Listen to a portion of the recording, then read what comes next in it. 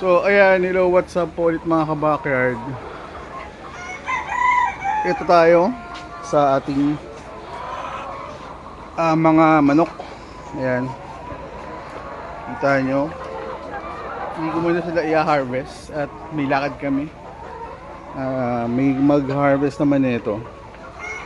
So technically ito mga parang madalang na small, puro medium large na sana ang makuha ko for this harvest. So ito mga magwa 1 year na to. Ito halos isang buwan lang yung pagitan nila. So bumili na rin ako ng vitamins saka ng pampurga. So sa mga nagtatanong sa paggamit ng pampurga, so ito rin yung gamit namin, Latigo 1000. Yan. Umaga kami nagbibigay ng pampurga.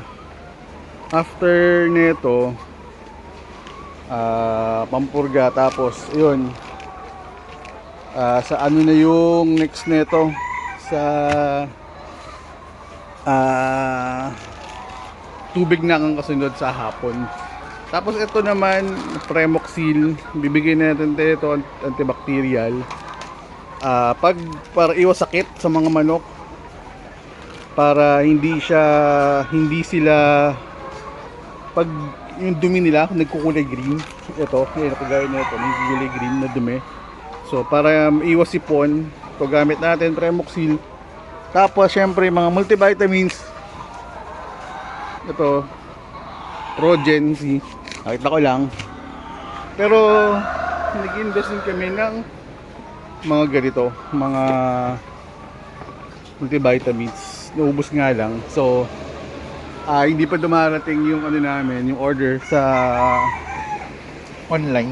So yun lang, share ko lang din yung mga gamit namin. Pure Blend Layer, maganda tong ano na to, brand na to. Ito yung pinakamura sa market. At the same time, ang ganda ng yolk niya.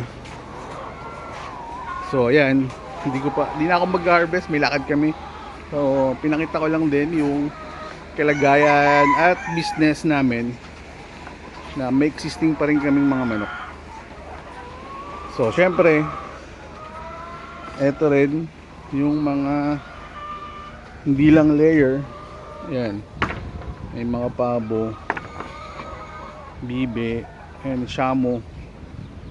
Ayan. So yun yung mga alaga namin dito. Yun lang, salamat.